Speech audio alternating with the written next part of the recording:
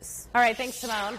Well, each year, nearly 60 million people suffer from acquired brain injury, 15 million suffer from a stroke, and thousands more experience a spinal cord injury, which can leave them partially or fully paralyzed. But now, thanks to new state-of-the-art technology, the Sheltering Arms Rehabilitation Center in Richmond is giving patients their mobility back. On your side tonight, new at 11, AJ Nwoko explains. This wearable exoskeleton has helped people all over the world take more than 125 million steps, including one local woman who thought she'd never walk again.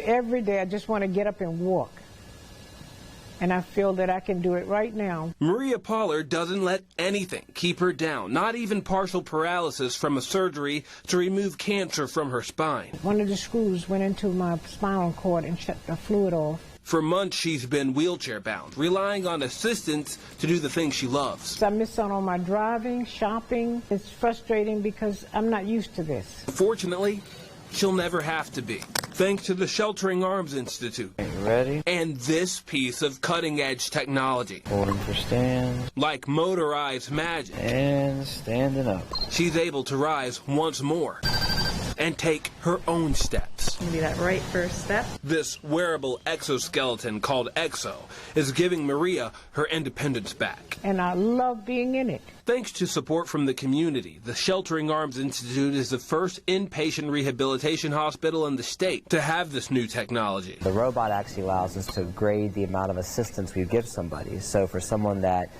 is weak, we can let the robot do more. For someone that has a little more strength, we can make the robot do less. It helps you a little bit, but you have to be, strong to make your steps yourself. Needing less help. This is Maria's third week in the device, and already her abilities have vastly improved. Initially, the robot was doing about 90–95% of the work. Now it's doing about 60–65% of the work. Just like Maria, the Institute is ready to make a lifetime of difference for others. Shift left.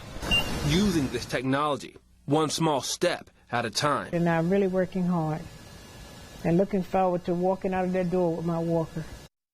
And if you think you could benefit from Sheltering Arms or would like to support them in their efforts, I've placed that information on our news app. For now, on your side, AJ Nwoko, NBC 12. Thanks, AJ.